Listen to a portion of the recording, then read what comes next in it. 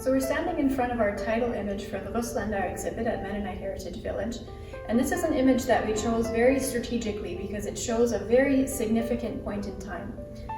This is a group of Mennonites who left the Soviet Union. That migration of the Russländer happened between 1923 and 1930. And this particular group has just disembarked from a train that has come over the Soviet border. And so they have now reached freedom. They have left a very dangerous situation behind them in the Soviet Union, and they have arrived in Riga, Latvia, which to them is their first taste of freedom after leaving that situation.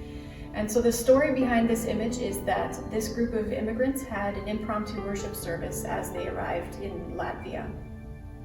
And so the image here, you see all of the women in the photograph seem to be crying. They have their hands to their faces. They have handkerchiefs to their noses.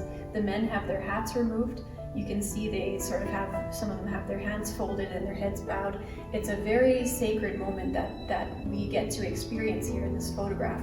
And the story is that they sang a German hymn, Nun danket alle Gott, which is Now Thank We All Our God. And so we have a few lines from that hymn reproduced on the title image as well.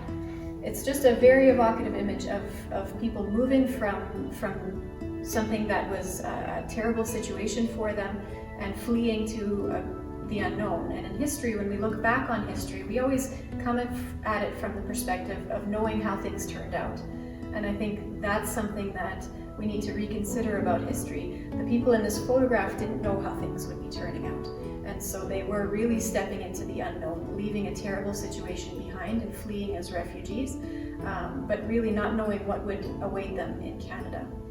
And so what we have in this exhibit is most of the artifacts featured here are things that were brought by the Russländer to Canada with them, but we also have a small segment where we partnered with Eastman Immigrant Services to tell the story of more recent immigrants to Steinbach.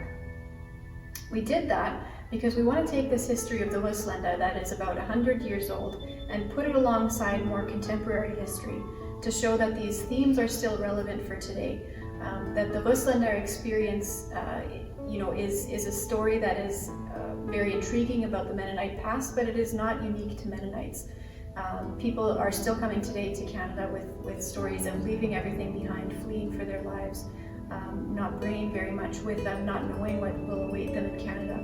And so we have 5 artifacts from recent immigrants to Steinbach that they loaned to us for the exhibit. We have them on display here.